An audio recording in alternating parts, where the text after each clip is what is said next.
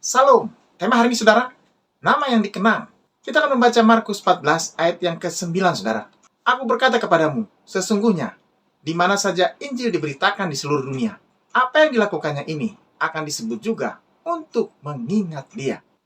Saudara dikasih Tuhan, perhatikan kalimat pembuka Yesus. Aku berkata kepadamu. Setiap kali Yesus mengucapkan kalimat ini, ia sedang menegaskan sesuatu yang sangat penting dan pasti terjadi. Dan di sini Yesus memberikan sebuah janji kekal, saudara. Perempuan ini tidak mencari panggung, ia tidak mencari nama, ia tidak meminta penghargaan, namun justru Yesus sendiri yang mengangkat namanya dalam sejarah Injil. Yesus berkata bahwa di mana saja Injil diberitakan di seluruh dunia, tindakan perempuan ini akan dikenang. Luar biasa. Artinya apa, saudara? Injil akan diberitakan ke seluruh dunia. Tindakan kasih ini akan menjadi bagian dari berita Injil itu sendiri. Luar biasa. Saudara dikasih Tuhan, betapa luar biasanya seorang perempuan sederhana di sebuah desa kecil melakukan suatu tindakan kasih dan namanya masuk dalam sejarah kekekalan. Ia tidak dikenal karena jabatan, ia tidak dikenal karena gelar, ia dikenal karena kasihnya kepada Yesus. Dunia mengingat orang kaya, orang kuat, orang terkenal. Tetapi surga mengingat orang yang mengasihi Yesus dengan sepenuh hati, saudara. Banyak orang mengejar legasi dunia, ingin dikenang karena prestasi, bisnis, atau popularitas. Tetapi Yesus menunjukkan bahwa yang dikenang dalam kekekalan adalah penyembahan yang tulus. Bayangkan dua batu nisan, yang satu bertuliskan direktur perusahaan besar, kaya, dan berpengaruh. Yang satu lagi bertuliskan, hamba Tuhan yang setia mengasihi Yesus sampai akhir. 100 tahun kemudian, jabatan tidak lagi berarti, tetapi buah rohani tetap hidup. Apa yang kita lakukan bagi Kristus tidak akan pernah sia-sia, saudara.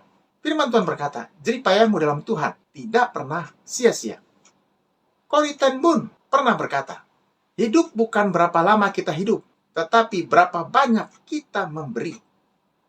Kesaksian seorang nenek sederhana yang setia mendoakan anak cucunya setiap hari. Mungkin tidak pernah tampil di mimbar, namun puluhan tahun kemudian, cucunya menjadi seorang pendeta dan memberkati ribuan orang. Nenek itu mungkin tidak dikenal dunia, tetapi di sorga, doanya dicatat, saudara.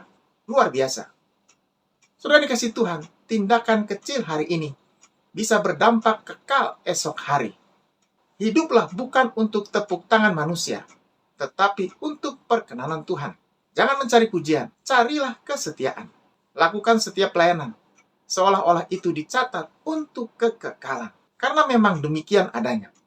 Pelajaran rohani, Tuhan mengingat apa yang dunia lupakan. Penyembahan yang tulus memiliki dampak yang kekal. Warisan rohani lebih berharga daripada warisan materi, saudara. Berita yang indah. Hari itu di Betania mungkin tampak sederhana, tetapi gema peristiwa itu terdengar sampai hari ini. Setiap kali kisah ini dibacakan, perempuan itu dikenang. Bukan karena ia sempurna, tetapi karena ia mengasihi Yesus tanpa perhitungan. Saudara dikasih Tuhan, ketika hidup kita selesai suatu hari nanti, apa yang akan dikenang? Orang yang berkenan kepadanya, yang beriman, bertahan sampai akhir, dan memberi yang terbaik. Itu dikenang Tuhan, diingat Tuhan. Haleluya. Mari kita berdoa. Terima kasih Tuhan untuk hari yang indah, hari yang hebat, hari yang luar biasa. Biarlah hari ini menjadi hari penyembahan, pemberian yang terbaik, hari ucapan syukur, hari anugerah Tuhan, keselamatan Tuhan. Jadikan kami anak Tuhan yang melayani Tuhan sampai akhir, beriman, bertahan, dan memberi yang terbaik, menjadi berkat bagi banyak orang.